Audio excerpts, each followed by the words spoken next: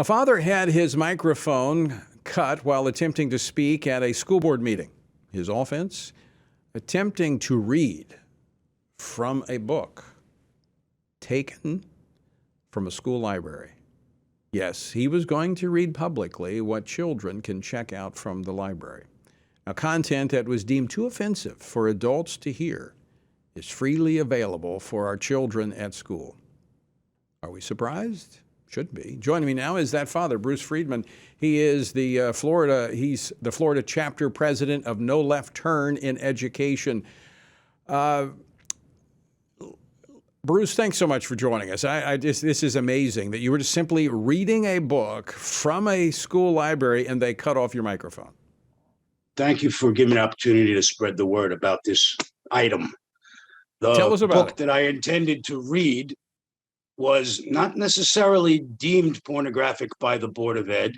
The lawyer called it such, and he immediately shut off my mic, citing FCC regulations because he wanted to control the narrative. Well, that's kind of run away from him now, so let's control the narrative.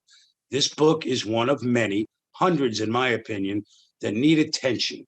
They don't necessarily need to be removed. There's certainly not, I'm not looking to ban books or burn books. It's not Kristallnacht.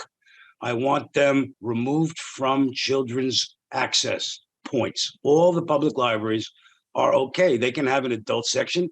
There's free speech, a First Amendment, have any book you want. In the school libraries, how about we have books that are appropriate for children? Sounds reasonable to me. Doesn't it sound a little ironic that the FCC violations that the board was concerned about, if you read from that book, that same standard would not apply to minors in public school libraries? Irony appears to be lost on our opponents. So let me ask you, after they cut off your microphone, because I've watched the video of that, what happened after that? I've been at board meetings where members of the board or legal representation for the board or county made an effort to quiet and filibuster me in the past. It hasn't been successful before. I usually shrug it off, even better than I did with Bruce Bickner, the man who turned off my mic. In this case, while he was talking to me, I had to first clarify that he wasn't stealing my 3 minutes. I'm only allowed 3 minutes to say my piece. He started to talk over me. Is the clock stopped? Is anybody monitoring? Will I get my 3 minutes back? That needed to be clarified immediately. So, of course, I refused to hush up. Once he accepted the fact that I was free to talk about another topic for my 3 minutes, I let him go off. He talked about the FCC. He used the word pornography. I didn't have to. He talked about the inappropriateness of those words for children. We're in harmony. I also think they're inappropriate for children, especially high schoolers, where it was a book on the shelves, among many. I brought 3 examples with me to the board meeting. I only got to discuss the first one, but I presented the board, the trifold board that was made on my behalf. I brought that up to the Board of Education and I put it in front of their representative, who is Roger Daly, Chief Academic Officer for the county. He's appointed by the super in the district. So he was just sitting in. He was the lucky guy who got to read the stuff that I was otherwise going to have to say out loud. He's now working with me to get these things removed.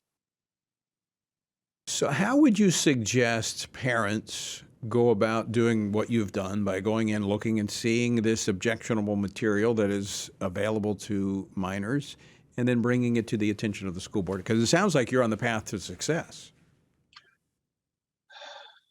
I would like to just warmly embrace that thought, but I have been in this battle too long.